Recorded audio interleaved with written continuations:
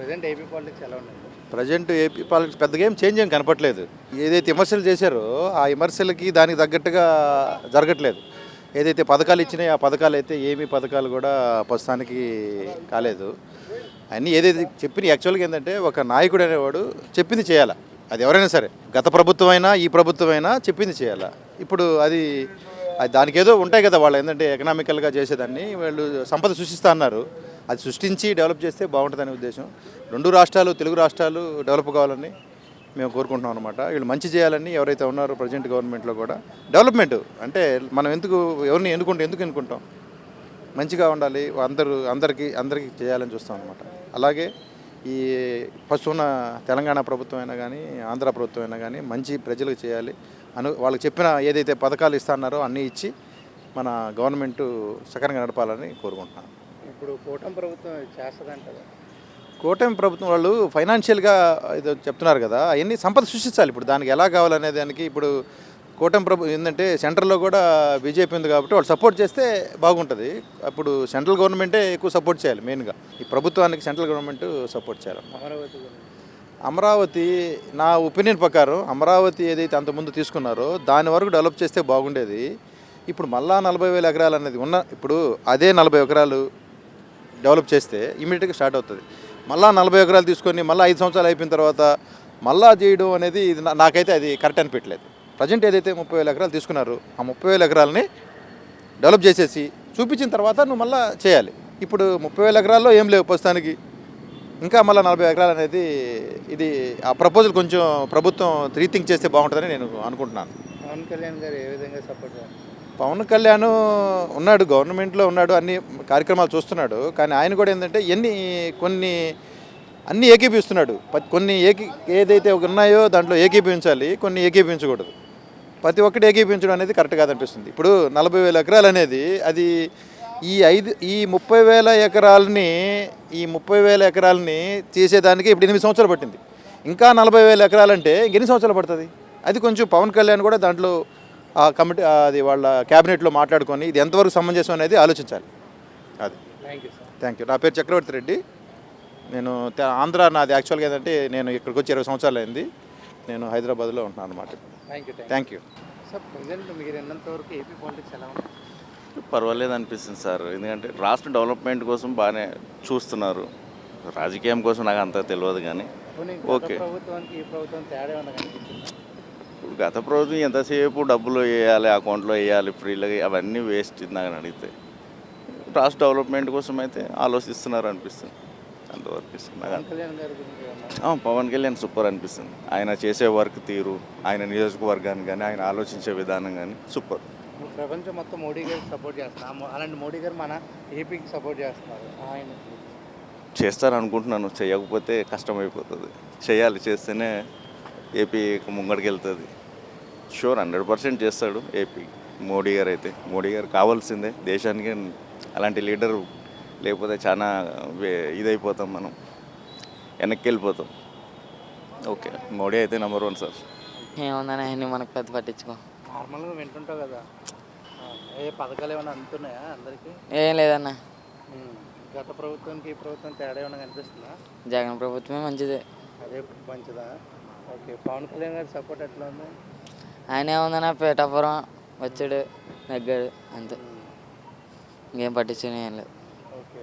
ఈ పథకాలు ఏమి అందట్లేదా? రోడ్లు లేదన్న, మొత్తం కోతలే. మొత్తం కోతలేనా? ఓకే. అదే బెటర్ అంటావా? అదే బెటర్ అని, చాలా బెటర్. ఎందువలన బెటర్ అంటావు ఒకసారి? ఆయన ఏదో 2 తప్పులు చేయడం అంతే. ఆ 2 తప్పులు పెట్టుకొని ముగ్గురు ఒకసారి అటాచ్ చేస్తే ఎవరైనా పట్టించుకుంటారు. ఏం చేశాడు ఆయన తప్పులు? ఆ ఇల్లు పేపర్లో ఒకటిని బ్రాందీ షాప్లో. బ్రాందీ షాప్లు ఎలా నడుస్తున్నాయి? ముందు ఎట్లా ఉంది? ఏదో రేట్లు దిగిపోతే అంత ఇది అన్నారు. ఏం దిగలేదు, ఇంకా పెరిగింది 10 రూపాయలు. ఇప్పుడు టేస్ట్ మారిందా?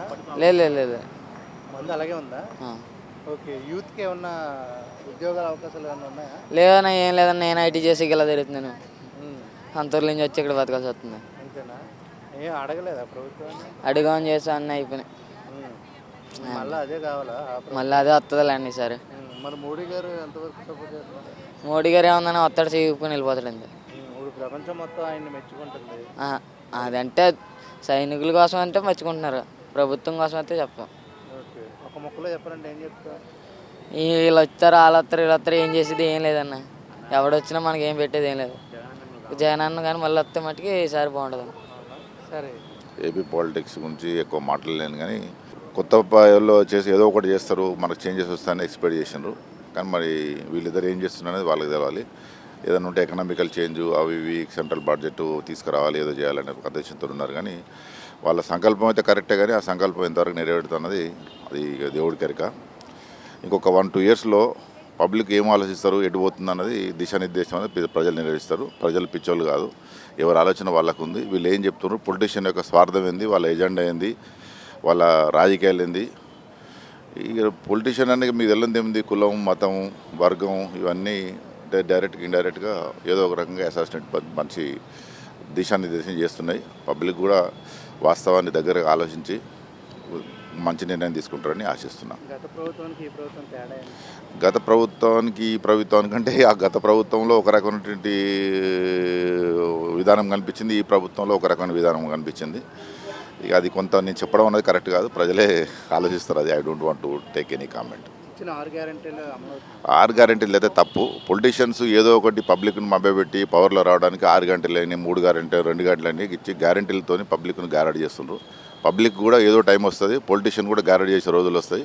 కాకపోతే ఏంటంటే నేను కులం, మతం, వర్గం ఇవన్నీ ఏం లేకుండా పొలిటిక్స్ను ఏదో ఒకటి ప్రజల యొక్క శ్రేయభిలాషి శ్రేయస్సు కొరకు, భవితరాల భవిష్యత్తు కొరకు ఏదైనా నిర్ణయం తీసుకుంటే బాగుంటుంది అనిపిస్తా. గ్యారెంటీలు ఇచ్చి ఈ ఫ్రీ బిల్ ఇచ్చి పబ్లిక్ను ఏదో చేసి మసిపూసి మారేడుకాయలు చేసి ఒక రకంగానటువంటి వాళ్ళను హైప్లో క్రియేట్ చేసి నిజానికి దూరంగా జీవించినట్టు చేస్తున్నారు. అది కొన్ని వర్గాలు కొన్ని తరాలు నాశనం అయిపోతాయి. ఏదైనా చేస్తే పబ్లిక్ ఒక ఎథెంటికేషన్లో అంటే దీనికి మనకు సొసైటీకి నెక్స్ట్ ఉపయోగపడాలా అంటే దానికి ఏం చేయాలా. ఇప్పుడు ఒక మున్సిపల్ వర్క్ ఉంది, లేకపోతే ఇంకో వర్క్ ఉంది, నీకు లాంగ్ టర్మ్లో దాంతో ఉపయోగం ఉంది, షార్ట్ టర్మ్లో ఉపయోగం ఉంటుంది. కేవలం దాంట్లో ఏదో రకమైనటువంటి స్వార్థం ఆలోచించి డబ్బుల కొరకు ఇంకేదాని కొరకు కట్ చేసేసుకొని పొలిటీషియన్కో స్వార్థం ఉంటుంది, ఇంకో స్వార్థం ఉంటుంది. కొంచెం దాన్ని ప్రజాకోణంలో ప్రజల యొక్క శ్రేయస్సు కోణంలో ఆలోచించి ఏదైనా నిర్ణయం తీసుకుంటే బాగుంటుంది అనుకుంటాను నేను. ఈ అమరావతి గురించి నో కామెంట్, ఎందుకంటే ఒక్కొక్క దానిలో స్వార్థం ఉంది. నేను ఇది అనేదని చెప్పాను. ఇప్పుడు ఒక ఏదైనా ఎస్టాబ్లిష్ చేసేటప్పుడు దాని గురించి ఫస్టే ఆలోచించుకొని పెద్దోళ్ళు అక్కడ ల్యాండ్లు కొనుక్కొని ఒక దగ్గర క్రియేట్ చేయడం అనేది రాంగ్ అని ఇంతకుముందు ప్రభుత్వం చెప్తుంది. వాళ్ళు చేసింది రాగా వీళ్ళు చేసింది. కాకపోతే ఏంటంటే మామూలు ఏదో చిన్నగా రైతులంతా ఇచ్చేసి దాన్ని ఏదో చేయాలని ఒక ఆలోచనతో ఉన్నప్పుడు దాన్ని కాంట్రవర్షియల్ చేసుకోకుండా ముందుకు పోవడం అనేది నేను మంచిదని ఆలోచిస్తాను. 3 రాజధాని కరెక్ట్? లేదు, 3 రాజధానులు అంటే ఏ రాజధాని అది మధ్యలో ఉన్న ప్రాంతాల మధ్య స్విచ్ పెట్టాడు తప్ప కరెక్ట్ కాదనిపించింది నాకు. నా పర్సనల్ ఒపీనియన్. ఒక్కొక్కరికి ఒక ఎజెండా ఉంటుంది, నేను ఇది అన్నదని చెప్పడానికి ఐఎమ్ నాట్. ఇప్పుడు ప్రపంచం మొత్తం మోడీ గారిని మెచ్చుకున్నారు. అలాంటి మోడీ గారు ఏపీకి ఇప్పుడు చాలా సపోర్ట్ చేస్తున్నారు. మోడీ ఈజ్ ఎ లెజెండ్, దేశానికి కావాల్సిన వ్యక్తి. నేను అంటే నాకు పార్టీలు ప్రాంతం అవన్నీ కాదు, ఈజ్ ఎ గుడ్ బీయింగ్. దేశం కొరకు అనుకూలం ఏమంటే వెనక కుటుంబం లేదు. ఇప్పుడు మన దగ్గర పొలిటీషియన్ ఒక్కొక్క కుటుంబం తీయండి, కొడుకులు తరాలు 100 తరాలు బతికేలాగా చేసేసాను. మీదంతా పక్క పెట్టేసాను. అది నేను ఎవరైనా మత రాజకీయాలు చేసే పెద్దలు కానివ్వండి, కుల రాజకీయాలు చేసే పెద్దలు కానివ్వండి, ప్రాంతీయ రాజకీయాలు చేసే పెద్దలు కానివ్వండి, ఒక్కొక్కరికి కొన్ని తరాలు 100 తరాలు బతికేంత బాగుంది. వీళ్ళని తీసేస్తే చాలకంటే అందుకుంటాయి. పబ్లిక్ డబ్బులు ఎక్కడ ఉన్నాయి, బ్యూరోక్రాట్స్ దగ్గర ఉన్నాయి, పొలిటీషియన్ దగ్గర ఉన్నాయి. వీళ్ళు ఏం చెల్లి వస్తుంది కన్సర్న్? ఏదో ప్రజల సంపాదనే కదా. ఇప్పుడు ఏం చెల్లిస్తుంది, ఆయనకు కన్సర్న్ లేదు కదా. ఇప్పుడు జగన్ 2.2